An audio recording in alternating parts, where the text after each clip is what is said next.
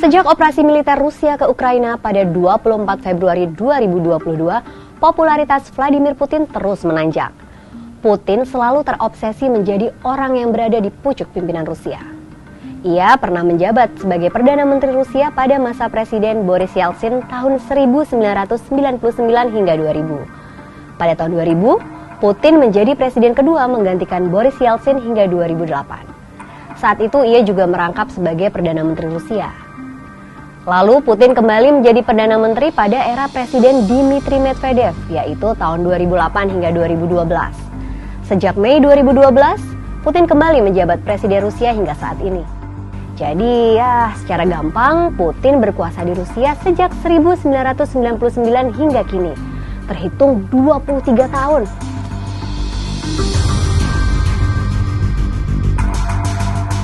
Di belakang masa jabatan Putin yang awet ini, ternyata ada sosok yang berperan sebagai promotor dan pembuka jalan, yaitu Boris Yeltsin. Siapakah Boris Yeltsin? Yuk kita mulai ulik aja Presiden pertama Rusia Boris Yeltsin dan Vladimir Putin dalam Lensa Berita.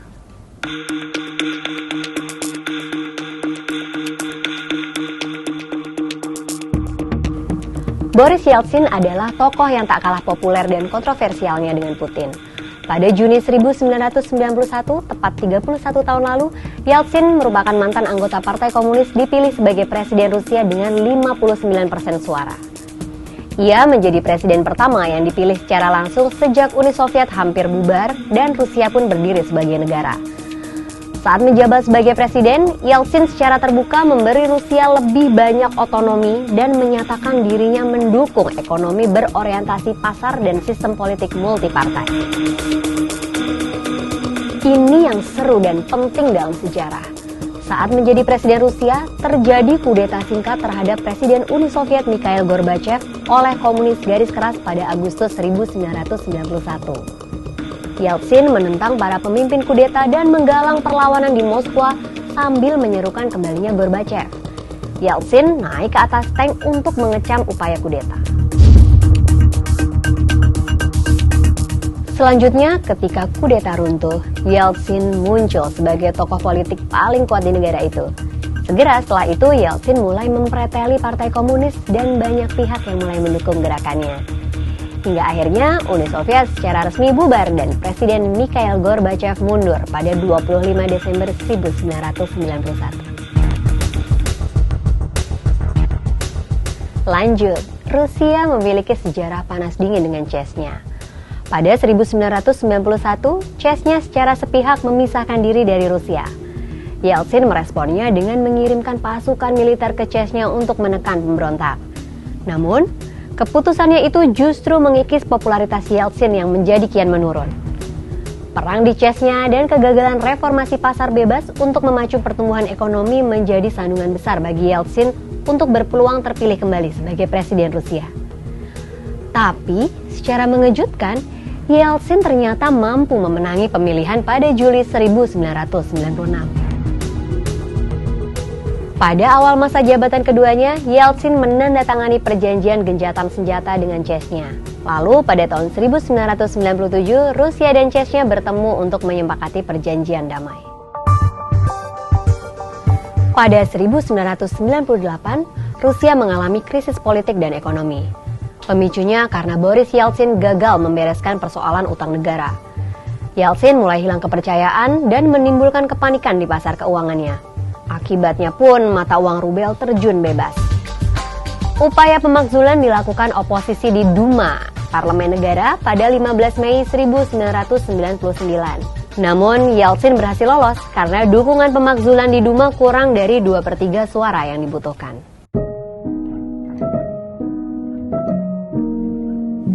Boris Yeltsin memiliki masalah kesehatan jantung, sehingga merasa fisiknya begitu lemah. Di saat inilah ia mulai mempersiapkan manuver untuk mencari calon penggantinya. Nama Putin masuk radar Boris Yeltsin melalui orang terdekatnya, yaitu Valentin Yumasev. Saat itu ia melihat Putin sebagai mantan intelijen KGB yang cerdas, pandai menganalisis dan mempertahankan pandangannya. Putin pun dianggap sebagai sosok yang ideal sebagai pengganti Yeltsin. Benar saja, manuver langsung dijalankan Yeltsin. Pada bulan Agustus 1999, Boris Yeltsin menunjuk Vladimir Putin sebagai Perdana Menteri. Ini adalah isyarat jelas bahwa Yeltsin mempersiapkan Kremlin untuk Putin. Tepat sebelum pergantian tahun baru, yaitu 31 Desember 1999, Yeltsin membuat kejutan dengan mengundurkan diri sebagai presiden. Dia pun menunjuk Perdana Menteri Vladimir Putin sebagai presiden. Putin memberi Yeltsin kekebalan dari segala penuntutan yang akan datang. Putin memenangi pemilihan presiden pada tahun 2000 dengan perolehan suara 52% suara. Yeltsin tak lagi berada di pusaran kekuasaan. Hingga 2007, ia wafat akibat gagal jantung di Moskwa pada usia 76 tahun.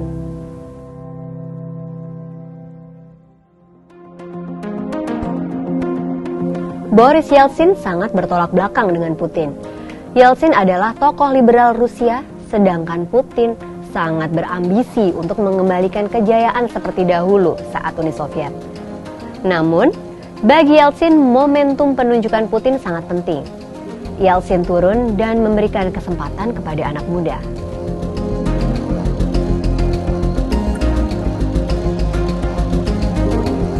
Sekarang, apakah Putin yang pada Oktober tahun ini menginjak 70 tahun akan melakukan hal yang sama? Bermanuver untuk memberikan jalan bagi pengganti dirinya? Bisa saja. Di tengah isu santer soal sakit parah yang diderita Putin, yaitu kanker, hingga dugaan intelijen Inggris MI6 yang menyatakan bahwa Putin telah wafat, dan yang muncul kini adalah tubuh penggantinya.